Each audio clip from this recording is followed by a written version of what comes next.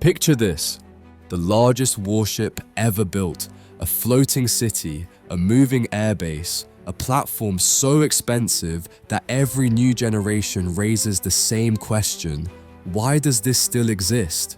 In an age of hypersonic missiles, long-range sensors, and autonomous systems, the aircraft carrier is supposed to be obsolete, too big, too visible, too slow to hide. And yet it refuses to go away. Not reduced, not replaced, not quietly retired. Instead, a new generation was built from the ground up, the Ford-class aircraft carrier. For decades, critics have made the same claim. Carriers concentrate too much value in one place. They are magnets for missiles. They make no sense in a world of precision strike. On paper, the argument is clean, technically sound, logically persuasive, and yet every time the carrier is declared finished, another one enters service. Not because decision makers are nostalgic, not because navies are slow to adapt, but because the argument itself is incomplete. Most discussions about aircraft carriers start in the wrong place. They treat the carrier as a weapons platform, as a target, as a floating airfield that can be measured, modeled, and neutralized.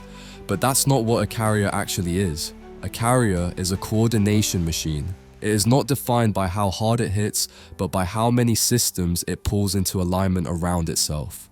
Air wings, escort ships, logistics chains, command authorities, all synchronized around one moving reference point. Remove the carrier and the entire structure reorganizes. The Ford class does not try to hide. It doesn't shrink its signature. It doesn't disappear into ambiguity. It sails openly, deliberately, and predictably. This is not a failure of design. It is the design. The carrier is meant to be seen because it is meant to anchor decisions. When a carrier arrives, questions stop being theoretical. Allies adjust their posture. Adversaries adjust their timelines. Commanders adjust their assumptions. That effect cannot be replicated by missiles alone. And that leads to a deeper question. There is a hidden assumption behind most carrier vulnerability arguments. They assume presence is optional, that visibility is something a modern military system should minimize or trade away in exchange for survivability. But for carriers, presence is not decoration, it is load-bearing. Remove presence and entire operational behaviors collapse.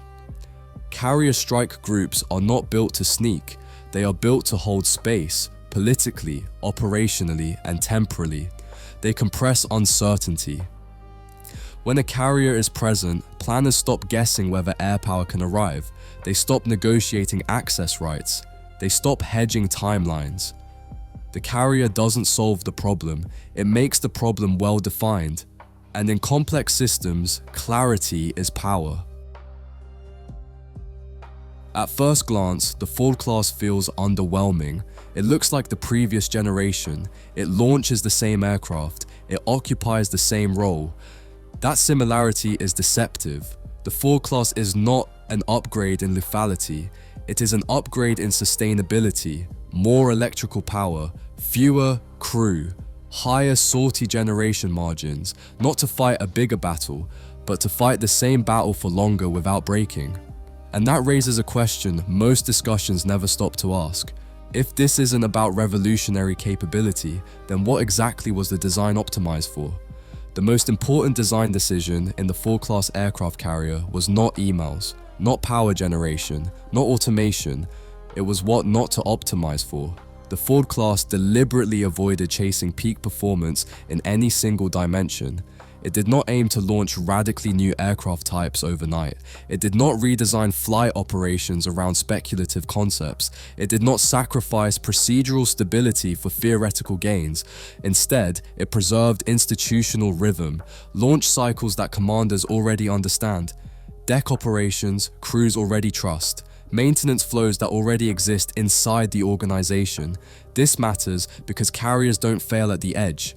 They fail in the middle, when tempo, fatigue, and coordination quietly degrade. The Ford class was engineered to resist that slow erosion, not to be impressive on day 1, but to still function on day 100. The common assumption is that carriers survive or die based on enemy weapons. That's only half the equation. The real constraint is operational endurance under pressure. How long can a system remain coherent when every layer is stressed at once? Flight ops, maintenance cycles, command tempo, political oversight. The Ford class exists to widen that margin, not to be invincible, but to be usable when friction accumulates. Which forces a more precise question: what does failure actually look like in a carrier system? Another mistake in carrier debates is confusing attrition with collapse. Yes, carriers can take damage. Yes, their escorts can be degraded. Yes, losses are possible. But carriers are not designed around the assumption of zero damage. They are designed around graceful degradation. Sortie rates can drop, flight ops can slow, ranges can contract, and yet the system remains usable. This is the part missile-centric thinking struggles with. Missile systems tend to be binary. They either function or they don't. Carrier systems degrade gradually. That gradual slope is what keeps decision-making alive under pressure. A damaged carrier still shapes choices. A carrier that no longer exists does not. There is a misunderstanding baked into most carrier debates. People ask whether carriers can survive a war. That's not the question they were built to answer. Carriers exist to shape the moment before the war becomes uncontrollable. They buy time, they slow escalation, they keep options open. A missile strike closes options, a carrier presence delays that closure, which is exactly why so many alternatives keep being proposed. Every attempt to replace the carrier follows the same path: distribute air power, disperse basing, fragment command. On paper, this looks resilient. In practice, it recreates the carrier's problems without recreating its strengths. Distributed systems increase coordination cost, they increase political friction, they increase decision latency. Someone still has to decide when air power is applied. Someone still has to synchronize protection, logistics, and authority.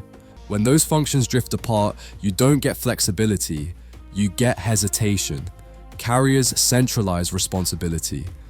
And in high-stakes environments, centralized responsibility is not a weakness. It is what allows action to happen at all. Some platforms become obsolete because their function is replaced. Battleships lost relevance when air power replaced naval gunfire. Certain aircraft disappear when cheaper alternatives do the same job. Carriers have no such replacement because nothing else combines. Sustained air power, mobile basing, political signaling, and command centrality into a single object. Distribute those functions and you lose coherence. Concentrate them elsewhere and you recreate the carrier under a different name. One way to understand carriers is not as weapons, but as time machines. They slow situations down, they give diplomats space, they give commanders options, they give adversaries reasons to pause. This is why carriers are often deployed before crises peak, not to strike, but to hold the situation in a reversible state. Missiles accelerate timelines, carriers stretch them. That difference explains why both exist and why one has never replaced the other. The Ford class is often judged by what it could be hit by. It should be judged by what it prevents from happening. It prevents rushed decisions. It prevents premature escalation. It prevents the collapse of coordination when uncertainty rises. In that sense, it functions less like a weapon and more like a stability mechanism. Expensive, demanding, politically sensitive, but extremely hard to replace. The Ford class does not survive because it is perfect. It survives because removing it breaks too many assumptions at once.